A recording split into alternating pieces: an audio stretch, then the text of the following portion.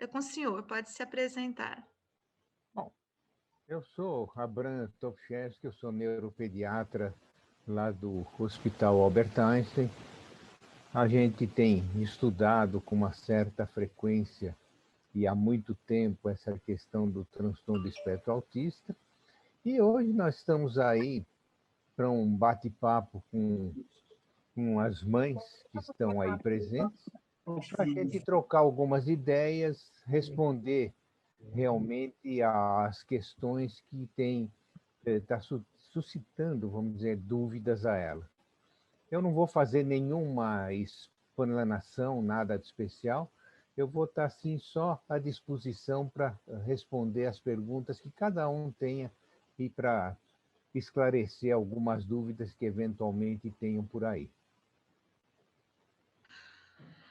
Boa noite a todos. Então, nós vamos fazer assim, doutora Abra. Eu vou pedir para que elas.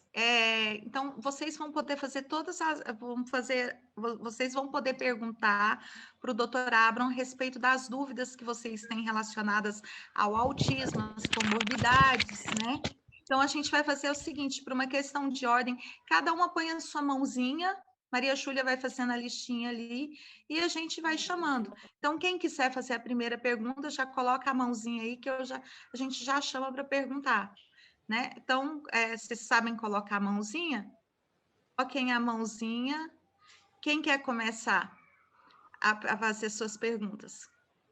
Ninguém precisa ficar acanhado, porque nós não Eu estamos aqui gostaria de para começar, se criticar nada. possível. Nós estamos aqui só Quem para é? ajudar e É responder. a Andréia. Oi, André, tudo bem? Tem como você ligar seu vídeo um pouquinho ou não? Tem sim. Só um momento, por favor. Tá. Só um instante.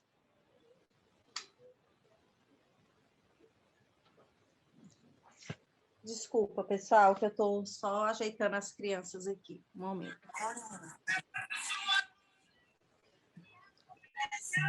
Olá, tudo bem? Olá, boa noite. Tudo bom? Boa noite. Meu nome é André, eu sou mãe do Heitor. O Heitor, ele tem 5 anos de idade, né? Ele é diagnosticado com autismo 1, né? Nível 1. Só que, assim, doutor, a minha situação com o Heitor é duas coisas que, dentro do autismo, tá, assim, incomodando muito, né? Que seria a hiperatividade dele, que é muito alta, e a situação da agressividade. Ele é muito agressivo, muito agressivo mesmo. E a hiperatividade, ele é uma criança que ele não para nenhum segundo. A neuropediatra dele trocou a medicação, ele tomava Aristab, e agora ele está tomando, fez o desmame e está tomando a Amplicatil. Acredito que seja esse nome. Ampliquil. Isso, doutor. E vai fazer 15 dias que ele toma essa medicação. Só que ele está, assim, bem pior, sabe? Ele morde muito, ele não aceita não. É assim, é dificultoso. Hoje eu estou assim, com a aparência bem cansada mesmo, porque hoje foi um dia que ele teve vários episódios assim bem complicados, sabe? Uhum. E me conta uma coisa, ele tem atividades fora de casa? Está tendo? O que acontece? Infelizmente, a gente ainda aqui em Brasília, a gente vai começar as escolas, né? Tem as escolas, só que vai ser ensino híbrido, né? Não vai ser todos os dias. Então, assim, as terapias do Heitor, a gente, pelo convênio ainda, a gente não conseguiu, porque aqui está bem difícil para conseguir a situação das terapias. Mas eu, como mãe, assim, eu sempre procuro envolver ele, ter atividades, em tudo que é necessário para que ele tenha uma evolução em relação a essa situação. Só que, assim, até o momento, mesmo com todo o sufoco, toda a família envolvida, a gente ainda está, assim, sem saber lidar com essa situação, que ele... E alguma atividade física ele tem, não? A gente sempre leva ele, assim, para um parque, né? Para jogar uma bola, para fazer esses tipos de atividades, né? Seria interessante para ele, por exemplo, uma natação, porque com isso ele diminui um pouco a tensão dele, diminui Aham, um pouco da hiperatividade também, e que com isso ele certo. pode ter um comportamento um pouquinho melhor. Aham, Então, a natação seria uma ótima pedida, que é um ótimo esporte para essa idade. É o que certo. mais se adapta para a criança nessa idade. Agora, Uhum, o que tem que ser visto também, qual é o tipo de medicamento que ele toma isso. para hiperatividade e mesmo para essa questão da agressividade. Bom, agora começou o Amplitil, né? Está começando, então tem que Isso. esperar um pouquinho de tempo até ter um resultado melhor.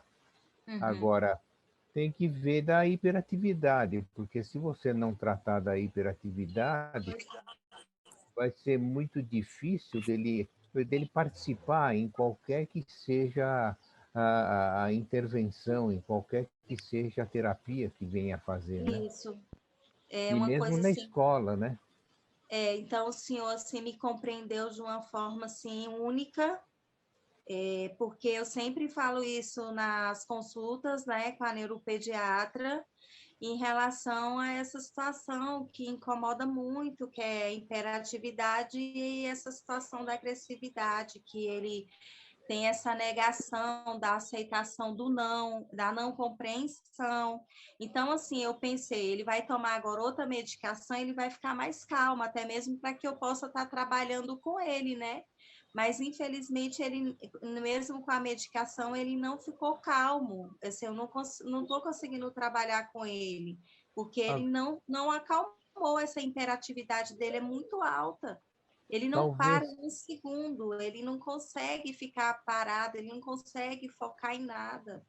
é que o Amplitil é um bom medicamento como Uhum. modulador de comportamento, né? Então pode melhorar a agressividade, pode melhorar a irritabilidade, mas não Sim. melhora a hiperatividade, né?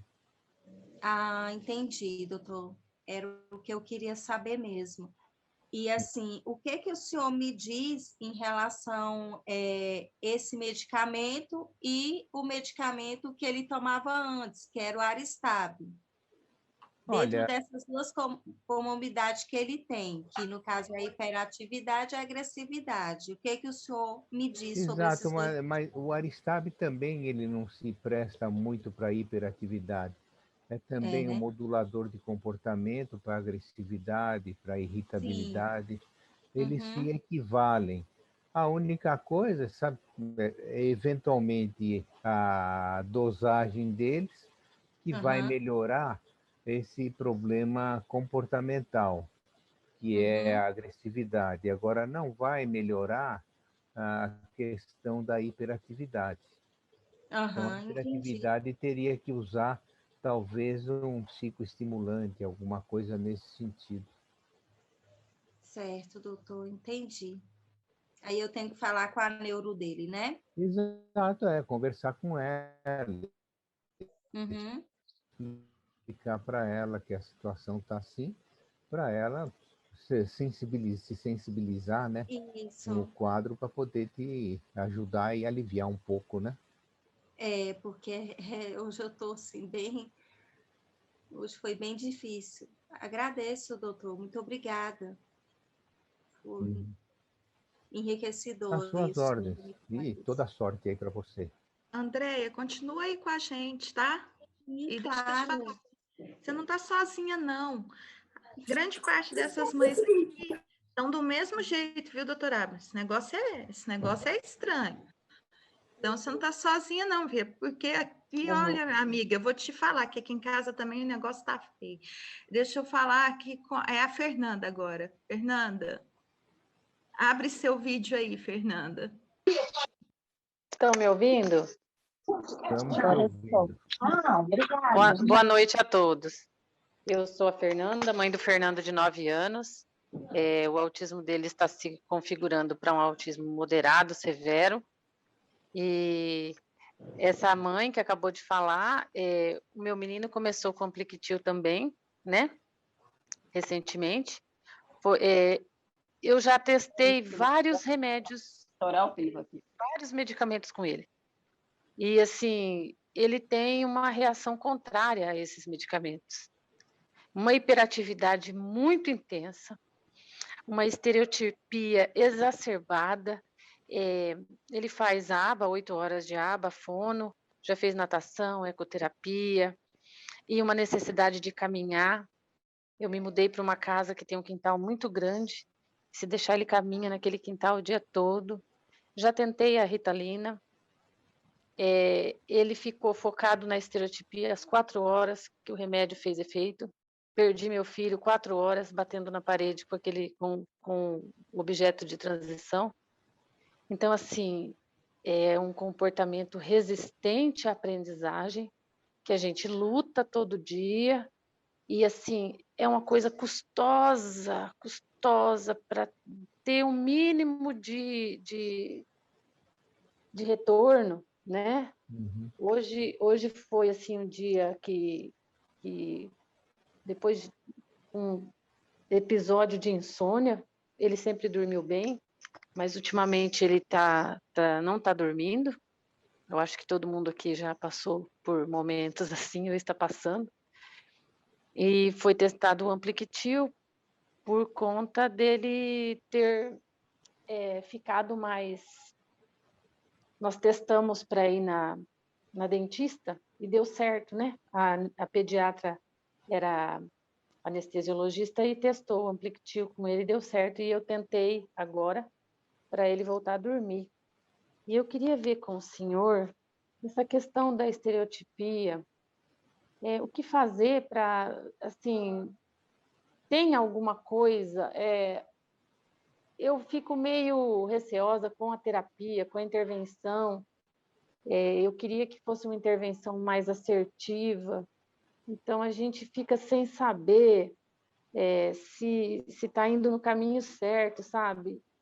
Ele faz 2 noites que dorme, eu estou feliz por isso. Hoje, trabalhei com ele as atividades da escola, e na agitação toda, ele teve respostas espontâneas, e a gente ficou feliz com isso, mas a gente quer um rendimento maior, né? O que fazer para esse autismo não atrapalhar tanto a aprendizagem da criança, porque a gente separa o que é aprendizagem e o que é autismo, a gente separa, a gente vê que a criança quer, mas o autismo está lá, né? Firme e forte. O que acontece é o seguinte, né? Primeiro, são fundamentais, né, na vida da gente a noite tranquila e dormir bem, né? Então, o repouso que você tem durante a noite, isso daí é uma coisa muito importante. Então, isso tem que ser visto assim com certo carinho, né? Para que ele durma bem à noite, porque o dia começa diferente. Toda vez que você tem uma noite mal dormida, isso daí acontece com a gente também por um motivo qualquer que você dormiu mal, o dia seguinte é terrível. Você está cansada, você está intolerante, você está irritada, o trabalho não rende. A criança é a mesma coisa, ele acaba acordando mais agitado, mais inquieto, e aí é só o início do dia, né? O resto é só consequência de tudo isso. Então, a primeira coisa é realmente melhorar essa questão do sono dele. Agora, outra coisa, né? Eu não sei quais foram os esquemas de medicamento que ele já chegou a tomar, coisa desse tipo, mas também para essa hiperatividade, os psicoestimulantes são fundamentais. Eu também não sei, que você não falou, qual é a idade dele, né? Mas os psicoestimulantes, eles são muito importantes para isso, no sentido de melhorar a hiperatividade e essa agitação toda que ele tem, né? Fernanda, Vou passar para a Taira agora, fazer a pergunta dela, doutora Abram. Doutora Abram, Uhum. desculpa. Taira, você gostaria de perguntar? Taira, seu áudio está Olá, boa desligado. noite. Estão me ouvindo? Olá, boa noite. Estão me ouvindo? Agora sim. Estou te ouvindo, estou te ouvindo. Boa noite, doutor. Eu queria Boa fazer uma noite. pergunta sobre mediação. Meu filho está no espectro do autismo, é grau de suporte 1, e a minha filha também está, que é adolescente. Eu queria falar um pouco mais sobre o caçula, ao qual está dando mais atraso no desenvolvimento global. E eu tenho estimulado muito ele em casa desde que iniciou a pandemia, né? Porque eu sou formada em pedagogia também e estou fazendo especializações na área da terapia, né? Mas o que a mim me está preocupando e está desgastando a família no geral, né? Porque eu também estou no transtorno do espectro do autismo e a mim me preocupa muito a questão do meu filho, porque, por exemplo, os acompanhantes dele, as neurologistas dele, do Hospital da Criança, por exemplo, fazem um acompanhamento, dão medicação para ele e a gente faz certinho, né, direitinho. Só que ele está tendo atraso na escola e na escola não estão adequando o currículo dele do PEI, que é Plano de Ensino Individualizado. Então, às vezes, eu tenho dúvidas com essa mediação na escola e o desenvolvimento dele educacional, pelas características, as singularidades dele, pelos atrasos que ele está tendo. Eu não sei se ele tem que fazer uma avaliação neuropsicológica para saber como está o QI dele, como que está o desenvolvimento dele. Ele está no 3º ano, ele vai fazer 9 anos agora em outubro, e ele está vendo atividades pedagógicas da primeira série, sabe? Então, o primeiro ano foi muito conturbado, passaram 3 especialistas, entre aspas, né, educador social, acompanhando ele. Em 6 meses, trocaram 3 vezes, ao qual ele ficou muito agressivo, ao qual chamaram ele de preguiçoso, faziam o dever dele. A professora do ano letivo colocava ele de castigo porque ele fazia estereotipia dentro de sala. Era uma educadora de anos de experiência na rede pública aqui em Brasília, e ocorreu essa situação. Eu entrei em colapso psicológico, né? Eu tive muitas frustrações, muitas demandas, muita preocupação, e ainda o meu filho não era diagnosticado nessa época de 2019. Então, só para você entender um pouquinho o contexto, isso foi em 2019 que eu consegui o diagnóstico do meu filho como TEA. Além disso, ele tem uma ventriculomegalia bilateral moderada nos ventrículos do cérebro, ele não usa válvula, o parâmetro cefálico não aumentou, graças a Deus, mas ele apresentou epilepsia de ausência, ao qual já está controlado, mas veio agora a questão do TEA, grau de suporte 1. A minha dúvida é como eu devo proceder, como eu devo mediar essa situação entre a família, a escola, a questão educacional dele. Ele tem direito de AT, ele tem direito de um acompanhante especializado, ou é a escola só que decide, a família não decide? Eu sei que isso também tem a ver com direito, sabe? Que eu ainda não estou muito esperta nesse aspecto, mas eu queria ver se eu, como mãe, posso falar com os terapeutas do meu filho, com a neurologista, e eles podem colocar AT ou acompanhante especializado, porque até agora só coloca um monitor. Monitor pode ser de 2º grau, ainda na faculdade, um especialista, assim, é muito relativo, sabe? Então, eu queria saber como é que você faz a mediação entre a família e o contexto do autismo. Veja, o que acontece é uma coisa muito simples. Existem leis para você colocar AT na sala de aula, para você dar um aporte diferente aos indivíduos que são mais necessitados. Você tem adaptações que podem ser feitas na parte pedagógica. Acontece que a lei é a lei. Isso daí pouco importa. O que você precisa é ter realmente uma escola que esteja disposta a atender às necessidades do seu filho. Isso que é o mais importante de tudo. Se você tem uma escola que não atende às necessidades, que ela só faz uma inclusão física, ou seja, deixa ele dentro da sala de aula e não dá todo o aporte necessário para o desenvolvimento dele, não tem com quem discutir. Porque, na verdade, se a coordenação da escola se propõe a fazer isso e faz isso, então aí você tem uma integração entre o aluno, a família e a escola. Mas se a escola não tem uma predisposição para isso, eu acho que aí, no caso, não adianta entrar com liminar, não adianta entrar com nada, porque não vai resolver o problema do seu filho.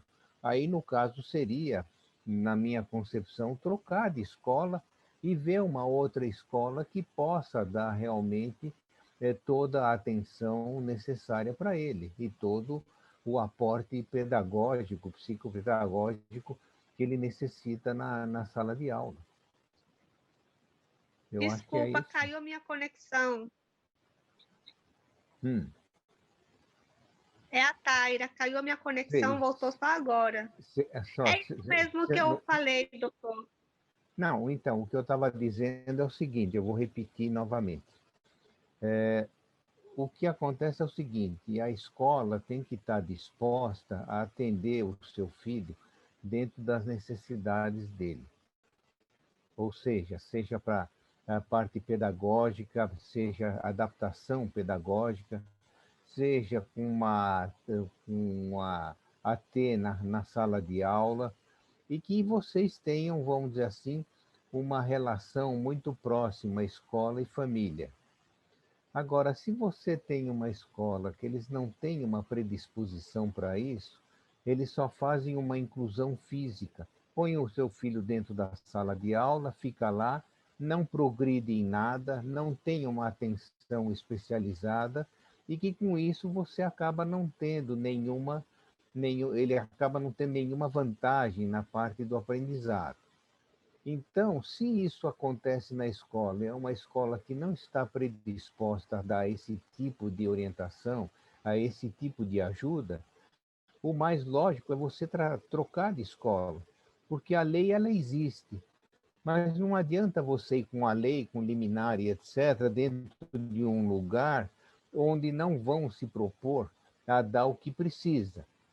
Vão incluir ele na sala de aula, que é uma inclusão física, não é uma inclusão pedagógica, uma inclusão, vamos dizer assim, que vá atender às necessidades dele. Então, é isso que teria Exato. que conversar. Eu troquei ele de escola, né? Ele está em outra escola. Só o que acontece nessa escola, quando eu peço para fazer o PEI pela pandemia, que atrapalhou muito, eles não conhecem de fato o meu filho porque ele é novato na escola, né?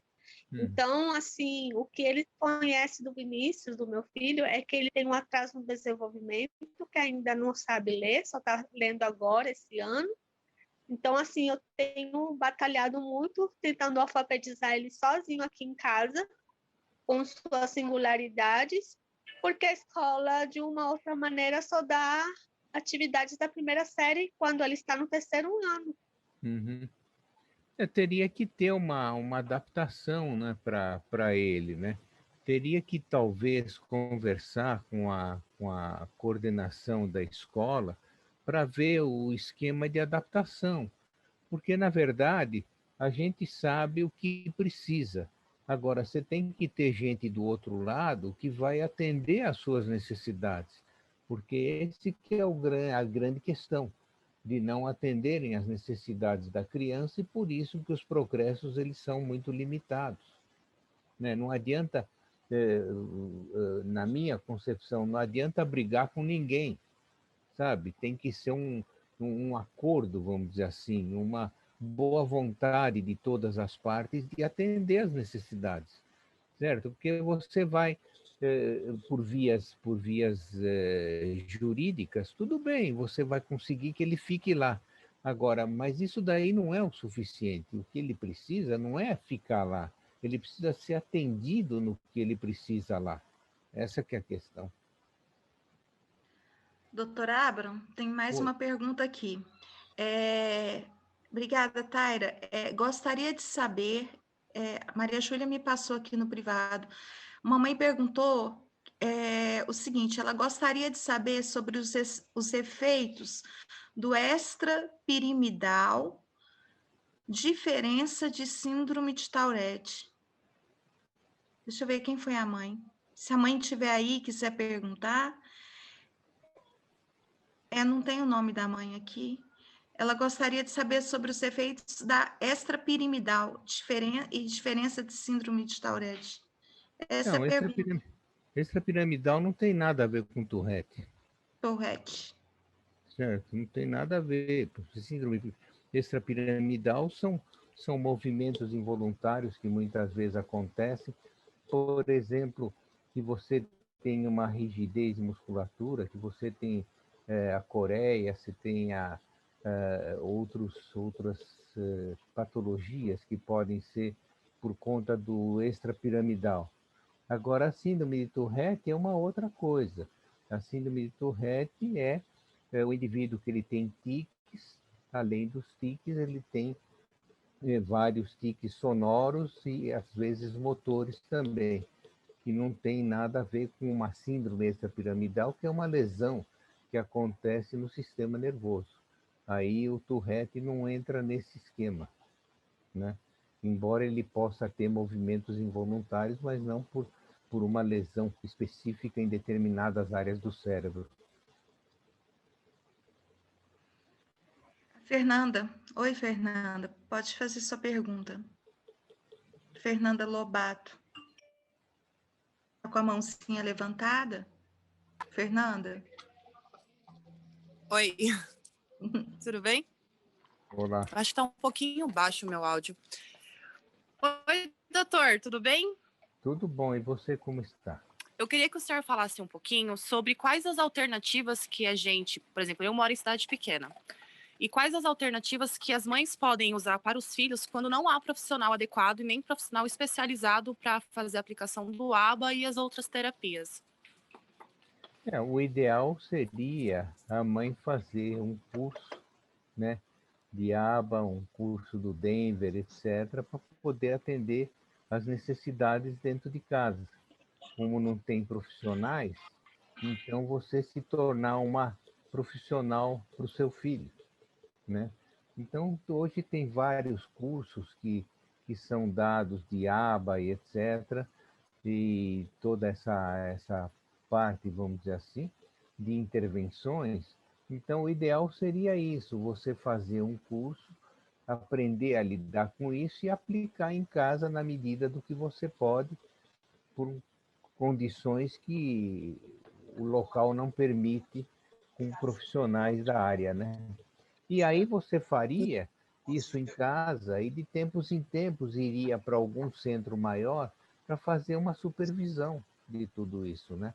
Para te mostrar o que pode ser modificado, o que não pode ser modificado, o que se troca, o que se faz. Então seria esse o ideal para você. Mas se sua roupa...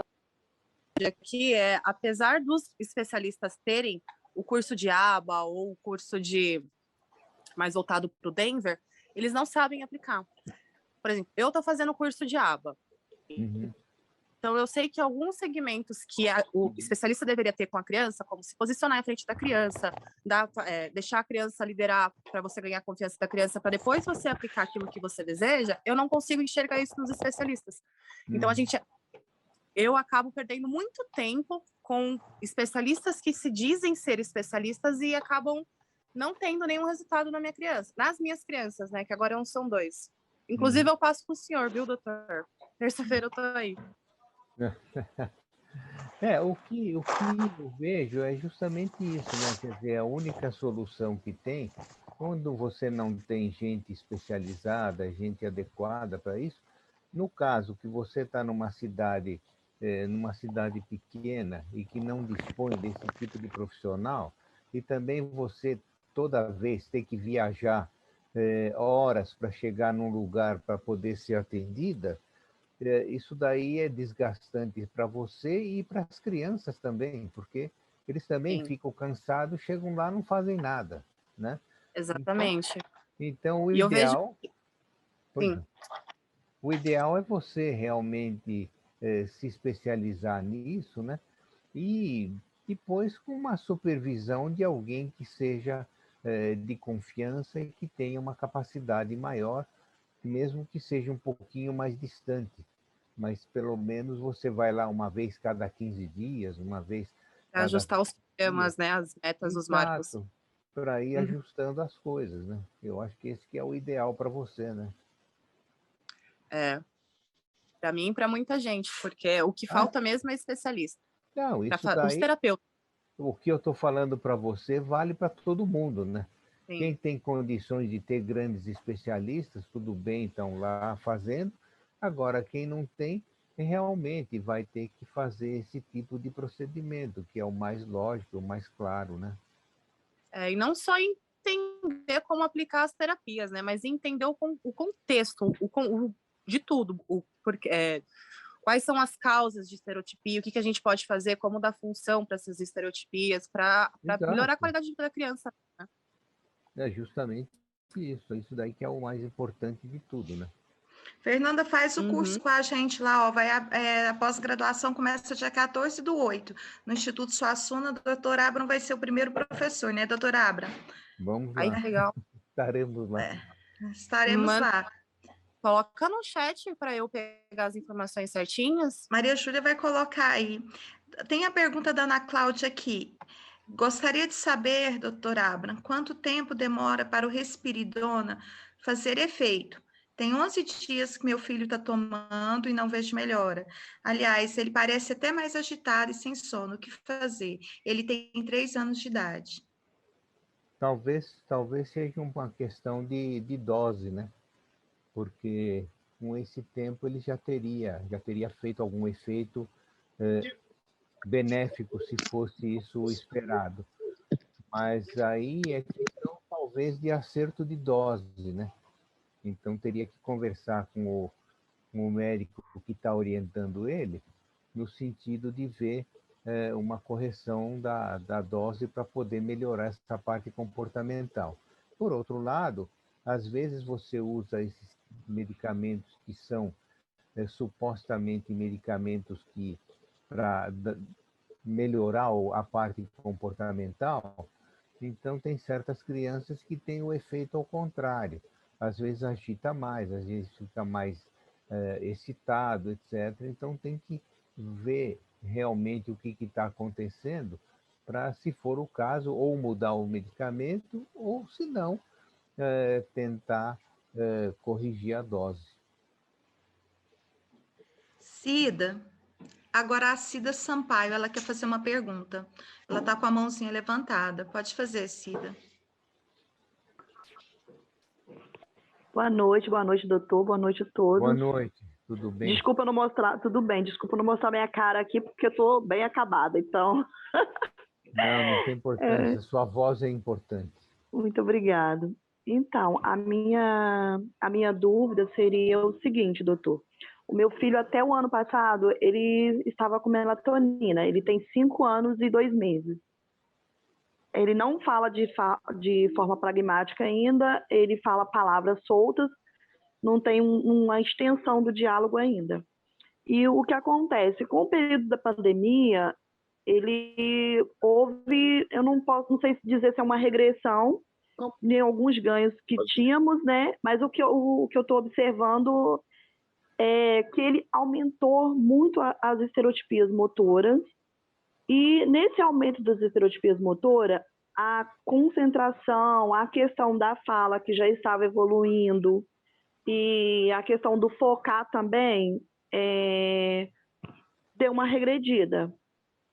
E a agitação motora dele é constante. Eu estou tentando várias formas. Agora ele está fazendo natação, eu estou fazendo caminhada com ele para ele poder se movimentar, levo ele nos parquinhos para ele poder brincar, e mesmo assim é uma agitação sem fim, não para. E ele também brincava que eu digo assim, brincava de alguma forma. Hoje acabou, eu não consigo fazer com que ele goste de brincar com nada. Quando eu digo gostar de brincar com nada ou brincar com nada, é que significa assim, aquela criança que fica fazendo flip com as mãos o tempo todo e pulando. Eu levei no neurologista, no neuropediatra, ele tá com Risperidon. Só que o Risperidon, o que acontece? Não tô vendo assim uma melhora significativa. Já retornei de novo para reajustar a dose, aumentou a dose, ele estava com 0,5 à noite. Agora ele está com 0,5 de manhã, 0,5 meio-dia e 0,5 às 7, 8 da noite. Não vi assim nada diferente.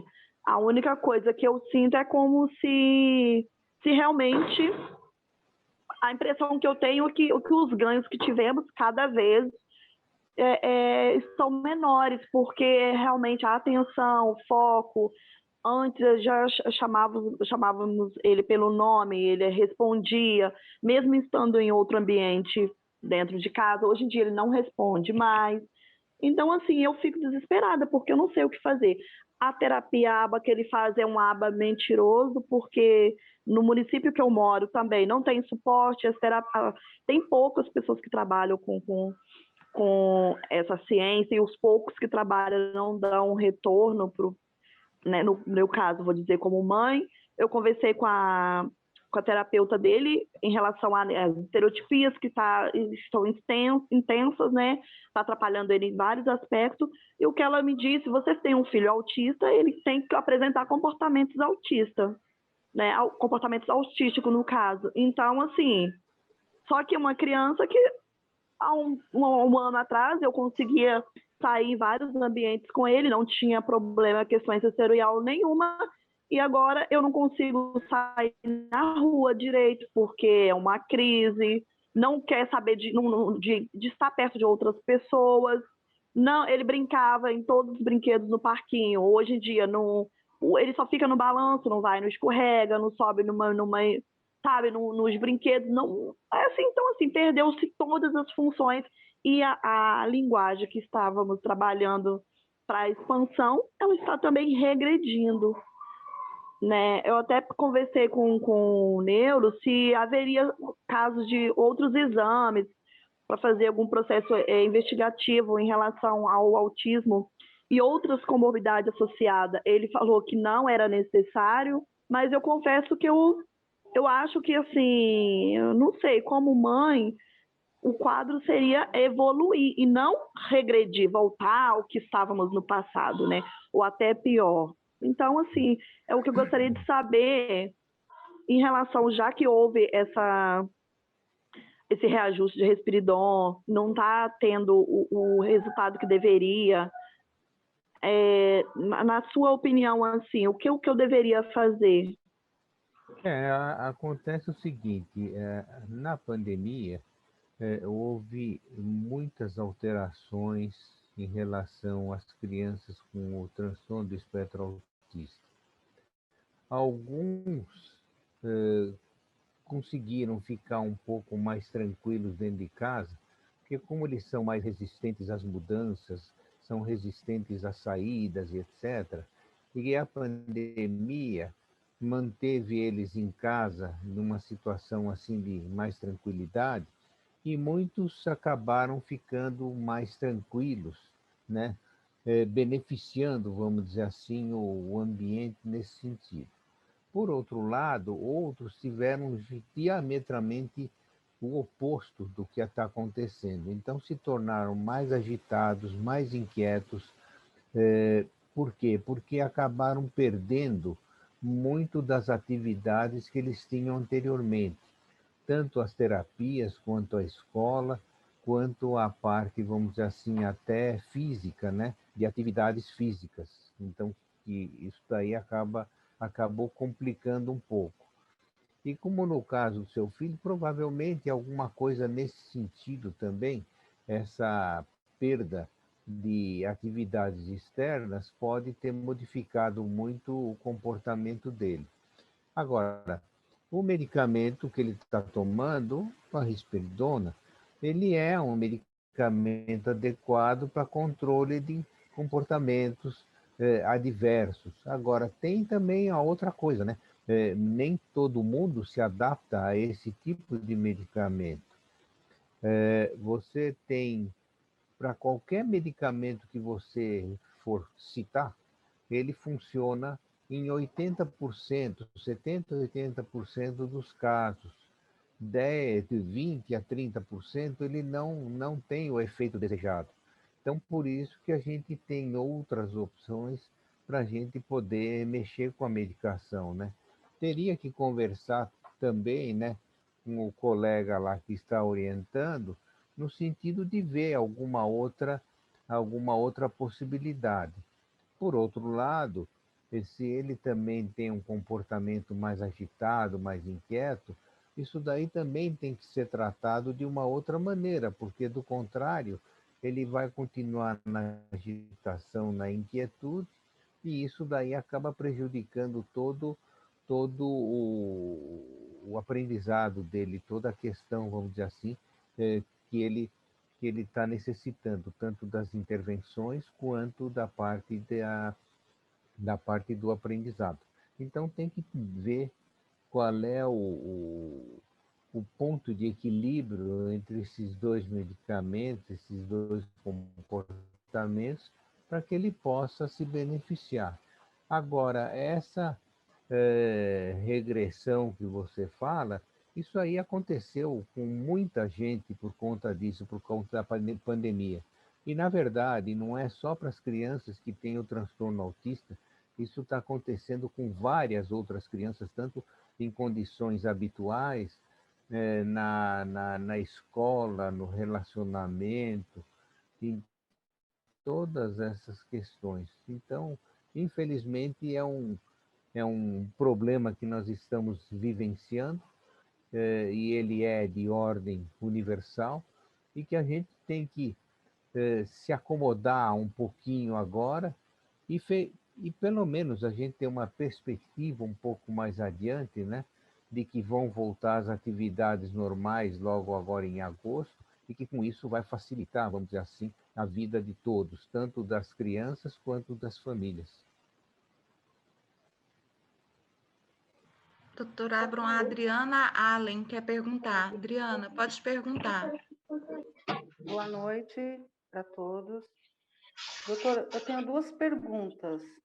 Primeira sobre o Aristab, novamente, né, que eu já ouvi algumas mães falando do Aristab. O meu filho está tomando Aristab há 4 meses.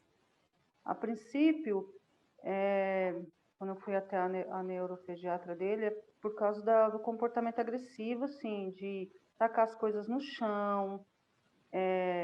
Às vezes eu estava andando com ele, assim, em algum lugar, ele começava a empurrar as pessoas, me segurar, me balançar, assim, quebrar tudo dentro de casa, televisão, jogar os brinquedos na TV, enfim, né? Só que ele começou a tomar, deu uma melhorada na agressividade, né? Mas ele tem também os comportamentos muito repetitivos, estereotipias. Ele é bem parecido, igual a outra mãe estava comentando, a Fernanda e a professora também. Caiu. Está me ouvindo, doutor? Agora sim, mas caiu a conexão e eu perdi todo o começo. Era sobre o Aristab que eu estava falando. Certo.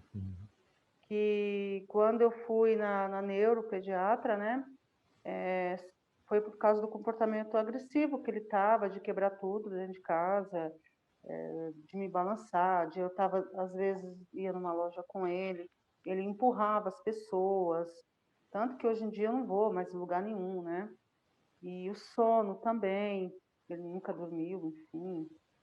E aí ela passou melatonina, né, que eu dou para ele já. A melatonina no começo foi muito bom, agora eu não sei se perde o efeito, enfim, ou se tem que aumentar a dose. E o Aristab, assim, como eu mencionei, ela falou que passou risperidona primeiro, aí não deu certo. Ela passou Aristab, eu perguntei por que ela estava trocando. Aí ela falou que o risperidona engorda um pouco, né, algumas crianças, e que o Aristab ele era um pouco melhor nessa questão, ok.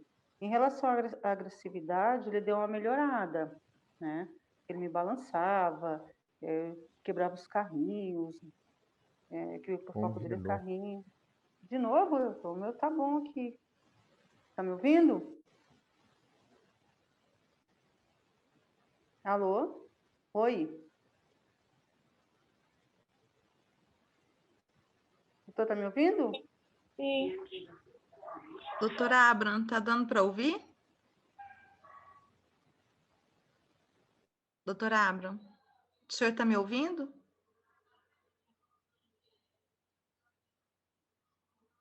Eu acho que caiu a conexão dele e ele está voltando. Estou de volta. Você chegou a escutar alguma coisa? Não, então, trocou o Aristab pelo, a risperidona pelo Aristab por causa de obesidade. Mas assim, o Aristab, para agressividade, eu vi que melhorou, mas para as outras, para ansiedade, ele é muito ansioso. Então, essa ansiedade dele gera uma série de comportamentos, né? E assim, tem dias que eu não sei, não vou aguentar, né? Mas a gente aguenta, que a gente é mãe, né? A minha pergunta é, o Aristab realmente, ele é um remédio que ele ajuda, que eu já perguntei para ela, né? Inclusive, eu fui lá e questionei, falei, doutora, não é melhor mudar? Ela falou, não, continua no Aristab, vamos só aumentar um pouco a dose, que ele está tomando 5, aumentou para 6, mas as tirotipias dele é muito forte, doutor. Assim, ele tem muito problema sensorial, né? A parte sensorial Mas dele... eu acho que aí teria que usar também uma medicação para diminuir a ansiedade dele, né? Porque o Aristab não faz isso. Então, ele assim, aí ele fica ansioso, dá um exemplo, ele fica falando a mesma coisa, assim, incansavelmente, 25 horas, ele não fala, ele é grau 2, né? Ele é suporte 2, né? Então, assim, ele fala repetitivamente a mesma coisa, mas aí ele lembra de coisas que já foi há muitos anos, ele fica falando, repetindo. Eu falo, caramba, o remédio não ajuda em nada, porque é uma coisa incessante, né? Aí eu tento desviar o foco dele, disso que ele está falando, e repetitivamente só para de repetir essas repetições quando dorme, né? E aí eu não Essa é uma sei, né? coisa Porque eu muito já falei com importante. ela. Uma coisa muito importante que a gente tem que saber que você trata essa doença. Ele é um complexo de sintomas que aparece associado em várias outras circunstâncias. Então, o que acontece é o seguinte: para uns você tem a agressividade, para outros você tem a hiper que habitualmente tem, e vai daí por diante. Então você tem que ver quais são os sintomas principais que estão acontecendo nesse contexto e tratar esses sintomas. Não adianta usar a risperidona para todo mundo, imaginar que isso vai resolver o problema, não é por aí. Então a gente tem que analisar a situação individual do paciente para poder saber, olha, ele tem depressão, ele tem hiperatividade, ele tem distúrbio do sono. Então, para a gente abordar essas coisas de uma maneira holística, né? Entendi. Então, mas é difícil, porque como muitas mães já relataram, achar médicos, achar terapeutas que realmente vejam isso, né? eu estou nessa luta há 3 anos, então é difícil, né?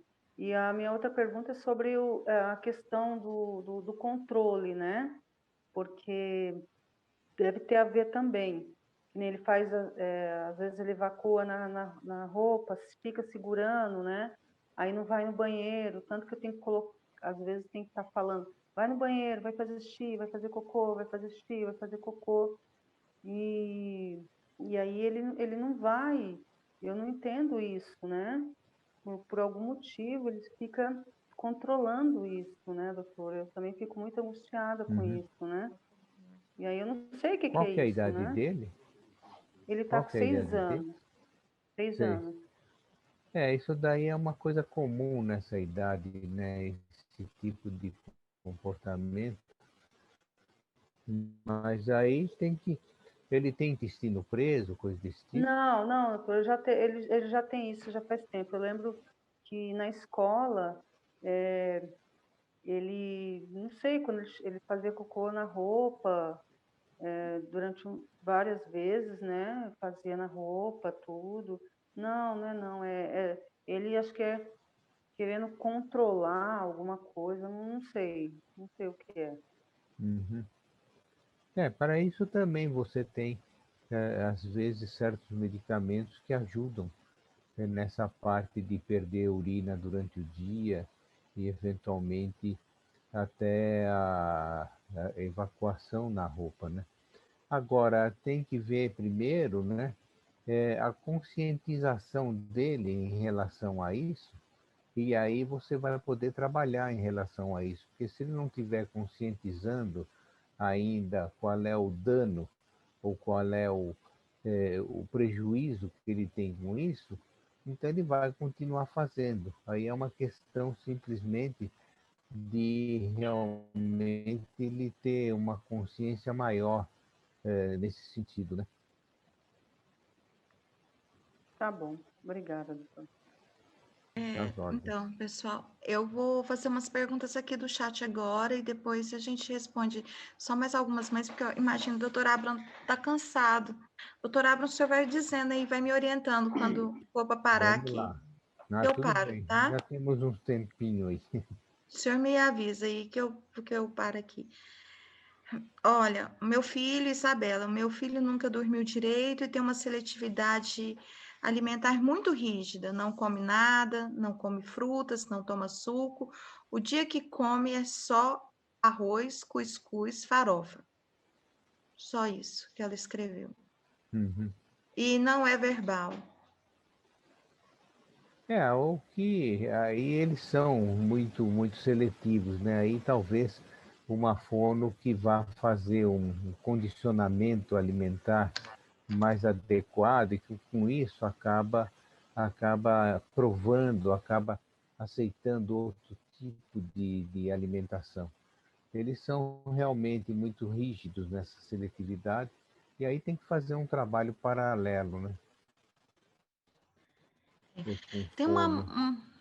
tem uma mãe aqui querendo perguntar, só que ela está sem nome. A mãezinha que está com a mão levantada, quem é? Pode perguntar.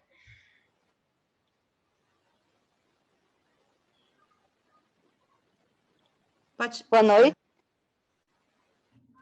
É para mim? Eu posso falar? Pode falar. É você. Desculpa, meu nome é Luciene.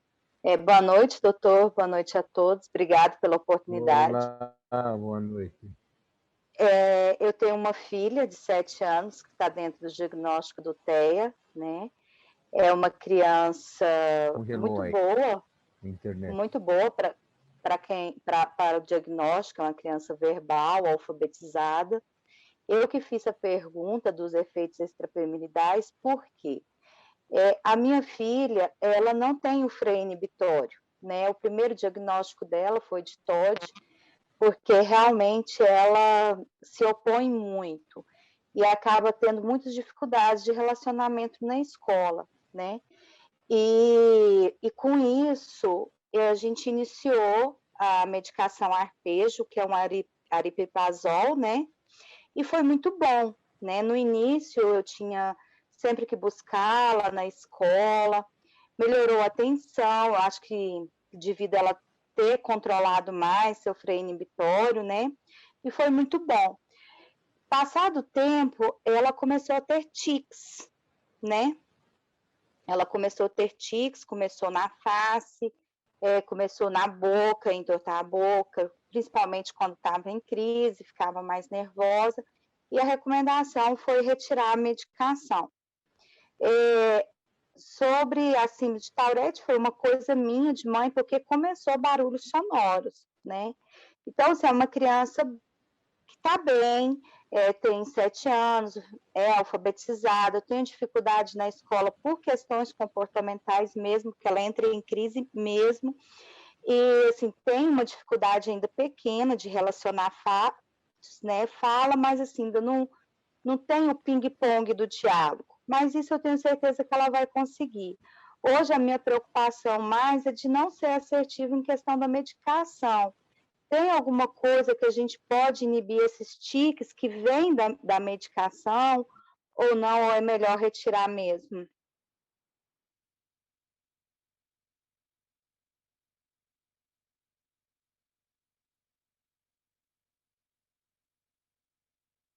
Oi. Eu acho que a conexão dele caiu, gente. Vamos esperar um pouquinho que ele deve estar voltando. Tranquilo, obrigada. Eu acho que a conexão dele caiu. Vamos esperar só uns segundinhos aí que ele deve estar voltando, tá? Tô mandando mensagem para ele também. Eu estou aí. Ah, ele voltou. Eu estou aí. Tá aqui, sim. Eu estou aí. Pode responder, doutora Abram. O senhor entendeu a pergunta dela? Pergunta. Então, aí ela vai ter que repetir, porque congelou aí. Tá. Doutora Abra, a minha filha tem 7 anos, certo?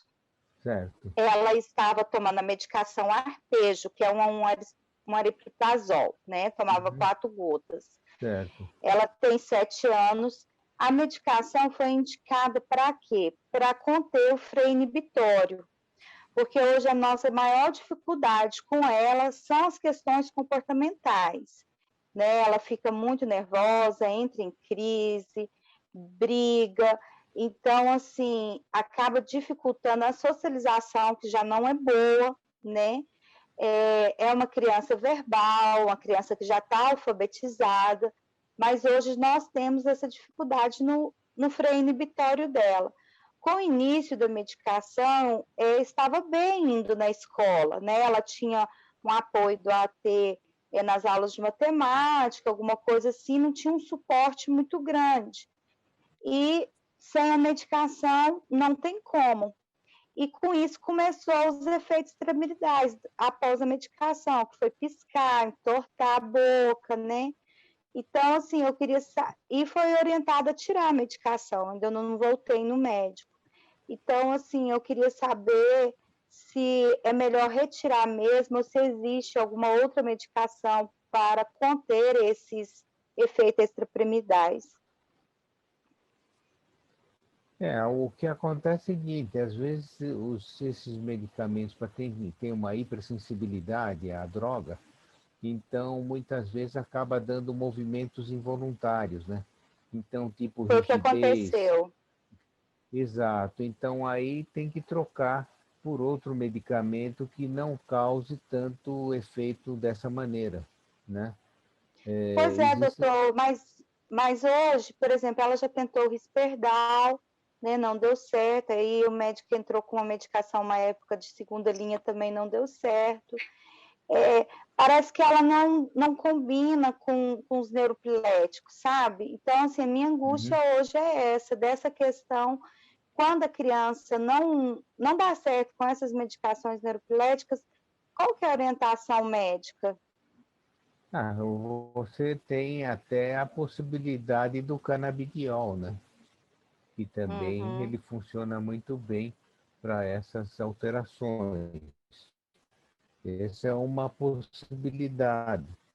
Você tem outras possibilidades que são outros medicamentos mais do tipo ansiolítico, também podem ajudar, Então, aí é uma questão de você ir testando os medicamentos. É o que eu falei anteriormente. Todos os medicamentos eles têm uma ação muito boa, mas não é em 100% dos casos, né? Então, você precisa eventualmente adaptar outro tipo de medicamento para ver se ela vai ter uma resposta adequada a isso, né? Uhum. Aí Eu fiquei com receio, eu fiquei com receio da síndrome de Tourette, foi eu que perguntei, porque esses tiques já começaram sonoros pela garganta, né? Assim, sabe? Exato, de entortar. Sugere o Tourette, né? Então aí é questão realmente de tentar outros tipos de medicamento de outras linhas que podem ter um efeito bastante positivo nesses casos. O ansiolítico pode conter o freio inibitório, doutor? Ele pode ajudar muito. Pode ajudar muito. Uhum. Tá ótimo. Obrigada. Não por isso. Doutora Abram, ainda tem algumas perguntas aqui. Eu vou fazer rapidinho, porque eu acho que elas são bem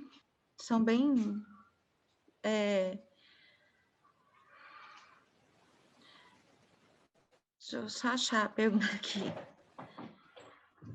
Eu não sei nem se é uma pergunta, mas vamos lá.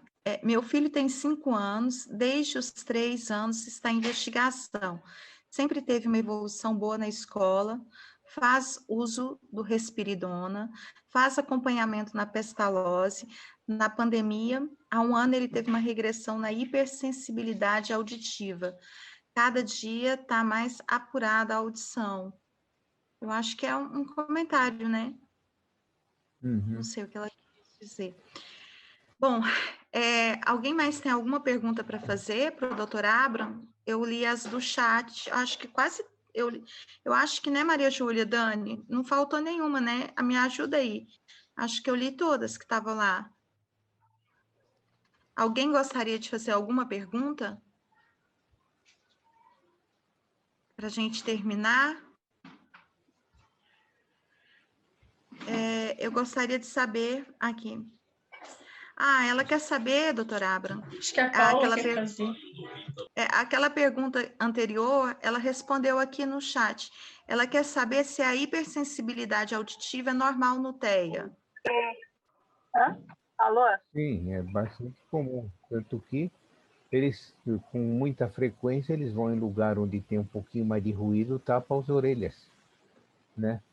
Porque eles não suportam muito os ruídos. Tem uma hipersensibilidade, sim. Isso daí é muito comum, muito frequente no transtorno de espectro autista. Sim, mas, doutor, essa questão do despertar noturno dele pode ser assim, no quarto bem escuro, tem um mínimo ruído, ele ainda tem despertares noturnos, assim, às vezes acorda 3 da manhã e emenda com o dia. Ele tem 6 anos e ele é um TEA moderado para grave. E assim, a gente já fez 2 eletroencéfalos que deram normais, só que ultimamente as terapeutas têm me relatado que elas presenciaram 2 crises de ausência. Eu nunca vi ele ter crise de ausência. Então eu queria saber se será que poderia ser avaliada a medicação para epilepsia mesmo sem ter sido detectado no eletroencéfalo? Será que ele teria algum benefício com isso? Bom, mas ele só teve 2 crises de ausência, isso daí não é nada, praticamente, né? Será que foi mesmo crise de ausência? Agora, eu acho que pensar em medicação antiepilética, acho que não é o caso ainda, né? Não dá nem para pensar nisso, né? Porque a ausência, ela se confunde muito, né? Então, quando o indivíduo tem crise de ausência, ele tem várias durante o dia, né? E isso direto, semanas. Agora, ele só teve uma suposta crise 2 vezes. Eu acho que eu ficaria no stand-by. apreciar um pouquinho mais para ver o que vai acontecer. Quem, Obrigada. Dani, quem que queria falar? É a Paula? Oi, eu sim. Oi, Paula. Desculpa, Paula. É que eu só vejo uma tela do computador, a Dani e a Maria Júlia estão vendo as outras. Eu não vejo as mãozinhas levantadas. Vai lá, Paula. Oi, doutor, boa noite. Eu queria partilhar o que aconteceu com o meu filho. Eu tenho um menino de 7 anos, autista, moderado. Boa noite. Boa noite. E eu estou aqui em Portugal, então a hora também está mais avançada. E eu queria, este ano, no início do ano, o neuropediatra, ao ler o relatório do professor da escola, porque aqui em Portugal já temos escola presencial desde o ano passado, desde setembro, e o professor dizia que o que o Miguel precisava para aprender mais era mais foco e atenção. E o neuropediatra receitou Rubifén, não sei se aí tem o mesmo nome, que acho que é a Ritalina de 4 horas. Aqui em Portugal chama-se o Rubifén. Sim. E pronto, ele explicou-me como funcionava o medicamento, explicou-me as consequências, podia ter consequências a nível do sono, do apetite da criança, podia até nem funcionar, porque não funciona para todas as crianças de igual modo. Só que eu sempre fui muito renitente à medicação, e ele deixou à minha consideração. Ele disse, se a mãe acha que isto é importante para si, eu sei que vai estudar e que vai ver todos os prós e os contras. E realmente, pronto, eu sou muito renitente em relação à medicação, mas não quis ser teimosa, fui-me aconselhar com todos os terapeutas que seguem o Miguel, não é? Terapeutas da fala, terapeuta ABA, para me darem a sua opinião sobre se seria benéfico para o Miguel tomar a medicação. E todos concordaram comigo que o Miguel não precisaria de medicação, uma vez que ele se mantém atento e trabalha, é colaborador, pelo menos assim seguidos, 40 minutos ele trabalha direto, com pequenas pausas para levantar da cadeira e voltar a sentar 1 minuto ou 2 minutos depois, e que é bastante produtivo. Então eu senti-me aliviada, porque eu também achei que era essa a minha conclusão. Mas a mamãe fica sempre na dúvida, né, se estou a fazer o melhor pelo meu filho ou não. E o que eu acho às vezes é que estamos a tentar medicar as crianças para elas entrarem no quadradinho da escola, não é? Para se sentarem lá sossegadinhas, não darem trabalho aos professores e seguirem o modelo.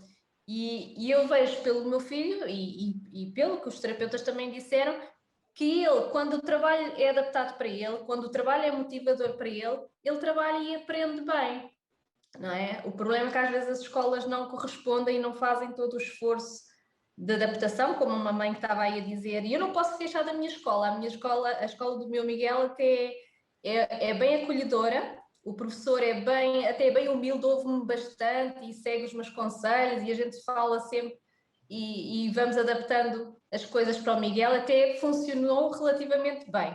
Há muito espaço para melhoria, como eu sou muito exigente. Eu acho que quando nós estudamos muito, tornamos muito exigentes, não é?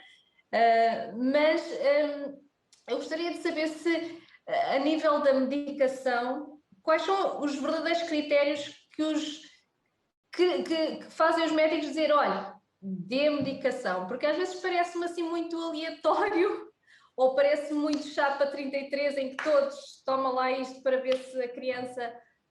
Gostaria de perceber melhor, não é? Porque eu, como mãe, na minha renitência, sinto-me às vezes também incapaz de seguir o conselho do médico, que só vê o meu filho 2 vezes por ano e que se está a basear assim num escrito do professor, porque os professores hoje em dia querem crianças sossegadinhas, quietinhas, que não deem muito trabalho, que é para eles darem a aula sem mudar, não é?